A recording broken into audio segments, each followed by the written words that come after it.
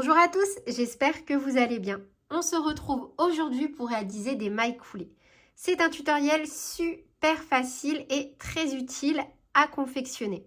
Dans un premier temps, les mailles coulées vont vous permettre de réaliser de jolies finitions, de jolies bordures pour vos ouvrages, notamment pour vos cols, vos bas de pull et de veste. Vous allez également pouvoir réaliser des rangs successifs de mailles coulées pour obtenir des pièces très serrées et avec le moins de jours possible. C'est super utile. Par exemple, si vous voulez confectionner un gros headband et un crochet taille numéro 7, il va monter très rapidement et vous allez vraiment avoir un aspect très condensé comme du tricot.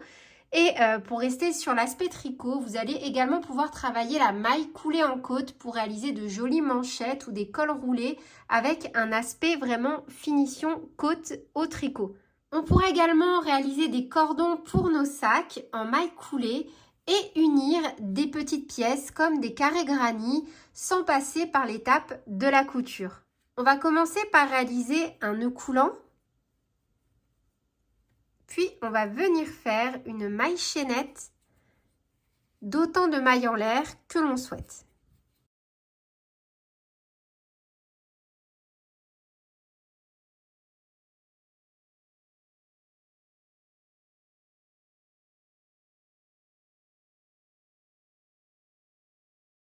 On va venir piquer dans la deuxième maille à partir du crochet.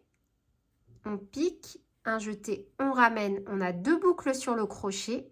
Et on va venir passer la première boucle à l'intérieur de la deuxième. On vient de réaliser une première maille coulée. Si vous débutez au crochet, je vous conseille fortement de venir marquer cette première maille pour être sûr de ne pas vous tromper sur le rang retour. Donc, on pique dans la deuxième maille, un jeté, on ramène. On a deux boucles, on passe la première boucle dans la deuxième. Et on va répéter ça autant de fois que nécessaire. Donc, pour faire une maille coulée, on pique directement dans la maille, un jeté, on ramène et on passe la première boucle à l'intérieur de la deuxième.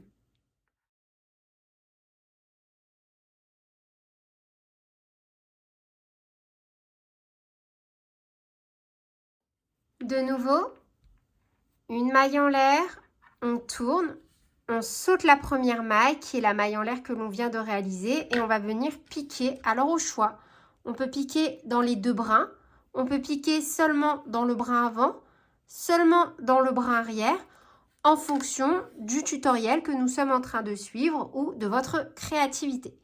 Donc on pique pour ma part dans les deux brins, un jeté, on ramène, on a deux boucles, on passe la première à travers la deuxième et on vient remettre notre petit marqueur. Et on peut réaliser autant de rangs que l'on souhaite.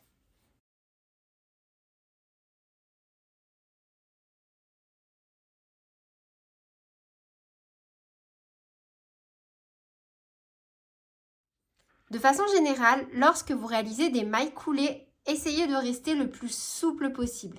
C'est également une technique qui vous permettra de terminer vos rangs lorsque vous allez travailler en circulaire, notamment dans la réalisation de vos amigurumi. C'est tout pour cette vidéo. J'espère qu'elle vous aura plu. Sur ce, je vous fais plein de bisous. Prenez bien soin de vous et à très bientôt pour de nouveaux tutoriels. Salut!